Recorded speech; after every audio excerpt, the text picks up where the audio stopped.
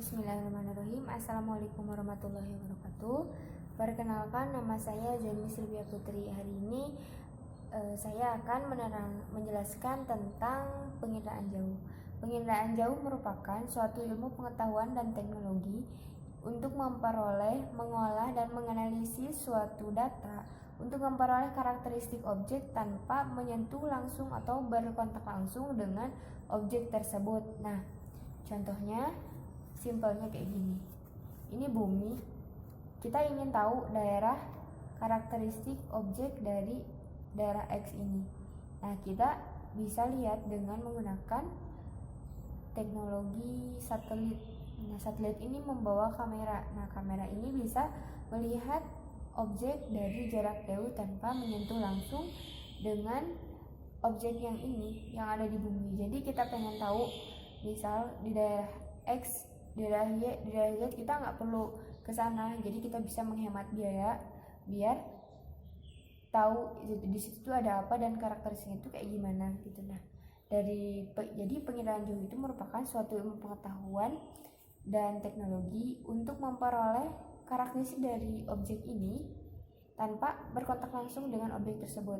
Nah, dari penginderaan jauh ini terdapat komponen penginderaan jauh. Nah, komponen penginderaan jauh ini terdiri dari beberapa, yaitu ada sumber tenaga, atmosfer, sensor, wahana pengolahan data, sampai penggunaan data. Nah, sumber tenaga ini kenapa diilustrasikan dengan matahari? Karena matahari merupakan salah satu sumber tenaga.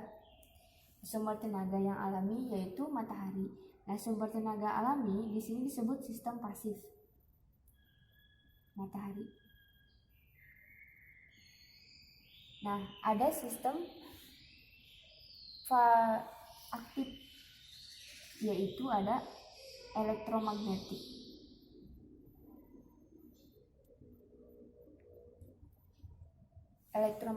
Jadi kalau biasanya kan kita kalau moto objek pasti kan cari yang terang dong biar kelihatan. Nah, sama kayak penginderaan jauh ini. Jadi penginderaan jauh juga butuh cahaya untuk melihat si objek tersebut. Si objek ini tuh biar kelihatan kita butuh cahaya, butuh tenaga. Nah, satunya matahari. Nah, matahari ini biasanya digunakan dalam penginderaan jauh ketika siang hari dan tidak mendung juga, jadi nggak ketutup awan. Nah, kalau aktif itu bisa digunakan pada kondisi mendung atau bahkan ketika malam hari. Jadi elektromagnetik ini bisa digunakan untuk mengidentifikasi objek pada saat malam hari. Jadi mataharinya itu tidak terlalu intensif ketika malam hari. Kemudian atmosfer. Nah, atmosfer ini merupakan lapisan udara yang ada di atas bumi yang menyelimuti bumi. Ini bumi. Nah, ini ada beberapa lapisan udara yang menyelimuti. Nah, ini tuh mempengaruhi gelombang elektromagnetik yang dapat mencapai ke bumi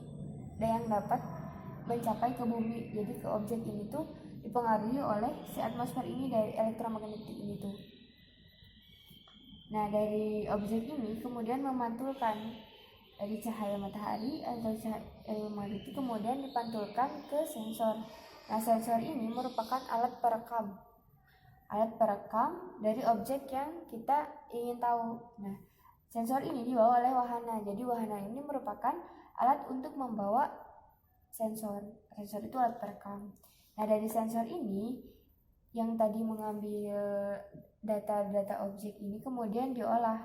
Ada secara manual, yaitu visual, kemudian ada digital. Kalau digital itu berupa angka-angka. Kalau visual itu dengan interpretasi citra, dengan karakteristik. Jadi kita tahu karakteristiknya, misalkan warnanya hijau, kemudian memanjang, ternyata terdapat pemukiman di pinggirnya. Nah, kita bisa tahu itu tuh objeknya apa. Nah, kalau secara interpretasi itu ada non citra sama citra. Kalau non citra itu biasanya berbentuknya grafik.